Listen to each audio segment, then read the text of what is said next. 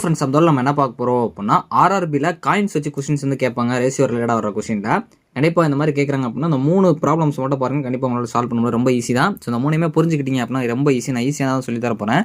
So first அதாவது ரேஷியோவில் 8:5:10 அப்படின்னு சொல்லி கொடுத்துருக்காங்க. ஸோ அதான் 50 ரூபா காயின் 8 ரேஷியோலையும் 100 ரூபா காயின் 5 ரேஷியோலையும் 10 ரூபா காயின் 10 ரேஷியோலையும் இருக்குது. டோட்டலாக அந்த பேக்கில் வந்து 3000 ரூபா இருந்திருக்கு அப்படிங்கிற மாதிரி சொல்லியிருக்காங்க. ஸோ நல்லா புரிஞ்சுக்கோங்க. ரேஷியோ வந்து டேரெக்டாக நீங்கள் வந்து இருக்கான்னு பார்த்து தான் இந்த சம்மா சால்வ் பண்ணணும். சம்டைம்ஸ் வந்து இங்கே ரேஷியோ மாற்றியும் இதுக்கு நேராக வந்து கரெக்டாக இல்லை அப்படின்னா நீங்கள் அதை கரெக்டாக பார்த்துக்கணும். ஸோ கொஸ்டின் பார்க்குறப்போ உங்களுக்கு புரியும். ஸோ இப்போ ஃபஸ்ட்டு வந்து பார்த்தீங்க அப்படின்னா இந்த மாதிரி செய்கிறாங்க அப்படின்னா நம்ம என்ன பண்ணணும் அப்படின்னா ரேஷியோவை ஃபஸ்ட்டு எடுத்துருதுங்க. 8, 5, 10 அப்படின்னு சொல்லி எழுதி வச்சுக்கோங்க. ஸோ அதுக்கேற்ற மாதிரி வந்து ரூபாவே எழுதி வச்சுக்கோங்க. எப்பயுமே இந்த மாதிரி தான். ஸோ 100 ரூபா அப்படின்னு சொல்லி எழுதி வச்சுக்கோங்க. ஸோ இதை நம்ம என்ன பண்ணோம், இப்போ உங்கள்கிட்ட வந்து 8 ரூபா, அதாவது 8 காயின்ஸ் இருக்குது, அதாவது 8 இருக்குது, 50 ரூபா நோட்டு 8 தாள் இருக்குது அப்படின்னா எவ்வளோ இருக்கும், உங்கள்கிட்ட 400 ரூபா இருந்திருக்கும். அந்த மாதிரி டேரெக்டாக பெருக்குங்க.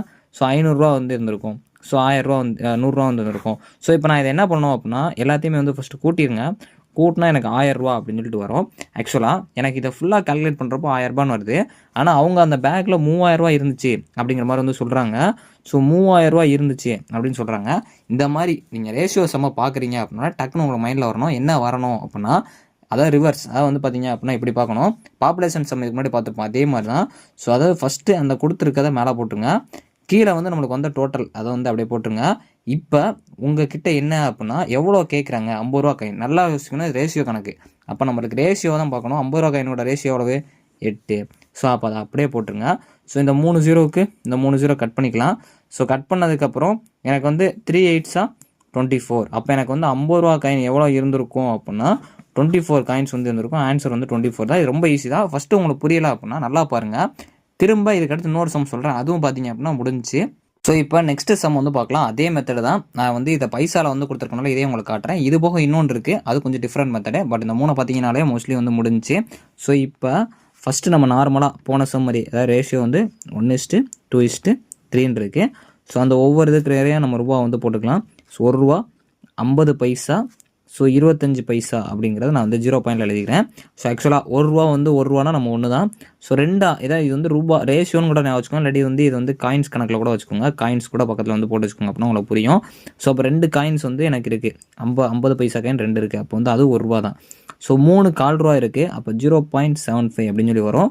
ஸோ நார்மலாக நம்ம போன டைம் பண்ண மாதிரி இதை 3 பண்ணுறப்போ 2.75 அப்படின்னு சொல்லி வரும். அது 2.25 ரூபா அப்படிங்கிற மாதிரி வரும். 2.25 ரூபா அப்படிங்கிற மாதிரி வரும். அவங்க மொத்தமாக கொடுத்தது 110 ரூபா. ஸோ அந்த 110 நான் வச்சுக்கிட்டேன். நம்ம போன சம்மில் பண்ண மாதிரி தான். ஸோ 110ங்கிறத மேலே, அதாவது நம்ம பாப்புலேஷன் கணக்குப்படி ஸோ பார்க்குறப்போ இது 2.75 அப்படின்னு போட்டேன்.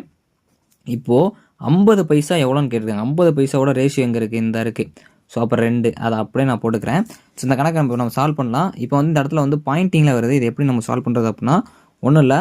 ஸோ நான் வந்து இந்த பாயிண்ட் எடுக்கணும் அப்படின்னா இங்கே வந்து நான் வந்து 100ஆல் மல்டிப்ளை பண்ண ஆன்சர் வந்துடும்.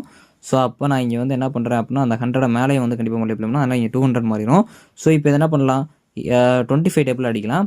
ஸோ அப்போ 825 நம்மளுக்கு 200ன்னு வரும். ஸோ இங்கே வந்து 1125, அதாவது 1125 டேபிள் போடுறப்போ இது வரும்.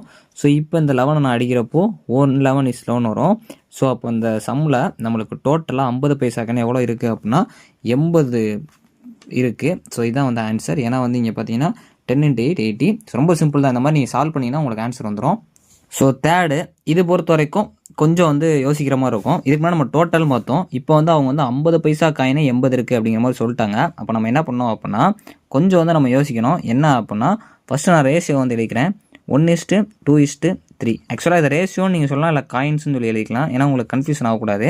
ஸோ அதுக்கப்புறம் வந்து எவ்வளோ அமௌண்ட் இருக்குது அப்படின்னா 1 ரூபா 50 பைசா. ஸோ அது போக வந்து எனக்கு 25 பைசா அப்படின்னு இருக்குது. ஸோ இப்போ நல்லா புரிஞ்சுக்கணும், இதை டேரெக்டாக பண்ணக்கூடாது. ஏன் அப்படின்னா இங்கே வந்து 50 பைசா காயின் 80 இருக்குது அப்படிங்கிற மாதிரி சொல்லிட்டாங்க. ஆனால் அவங்க ரேஷியோவில் கொடுத்தது வந்து எனக்கு கரெக்டாக இல்லை. ஸோ அப்போ நான் என்ன பண்ணணும் அப்படின்னா 50 பைசாங்கிறது எங்கே இருக்குது, இங்கே இருக்குது. ஸோ அப்போ 50 பைசாங்கிறது 80ன்னு கொடுத்தாங்க. இது 80ன்னு அப்படியே மாற்றிக்கோங்க.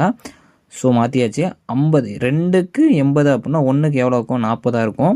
ஸோ இது மாதிரி 3க்கு எவ்வளோவா இருக்கும், 120 இருக்கும். ஸோ இந்த சம்மை கரெக்டாக கொஞ்சம் புரிஞ்சுக்கிட்டே ஈஸி. ரேஷியோ வச்சு பண்ண முடியாது. இந்த மாதிரி சம்ஸ் வந்துச்சு அப்படின்னா டைம் எடுக்குன்னா கண்டிப்பாக ஸ்கிப் பண்ணிடுங்க. ஸோ அதுக்கப்புறம் என்கிட்ட வந்து அதாவது காயின் வந்து 40 காயின் வந்து 1 ரூபா காயின் இருக்குது அப்படின்னா எவ்வளவு, 40. அதுக்கு தான் இங்கே காயின் போட சொன்னேன். ஏன்னா உங்களுக்கு ரேஷியோனா கன்ஃபியூஸ் ஆகும் எது காயின்ட்டு. 40 காயின் இருக்குது 1 ரூபாவில் அப்படின்னா 40. ஸோ இப்போ என்கிட்ட வந்து 50 பைசா காயின் 80 இருக்குது. ஆக்சுவலாக 50 பைசா அப்படிங்கிறது பாதி. அப்போ டோட்டலாக 80ல் பாதி எவ்வளோ 40. அப்போ இதுலேயே ஒரு 40 ரூபா இருக்குது. ஸோ அதுக்கப்புறம் இங்கே பார்த்தீங்க அப்படின்னா கால் ரூபாங்கிறது இங்கே வந்து 120 அப்படின்னு சொல்கிறாங்க.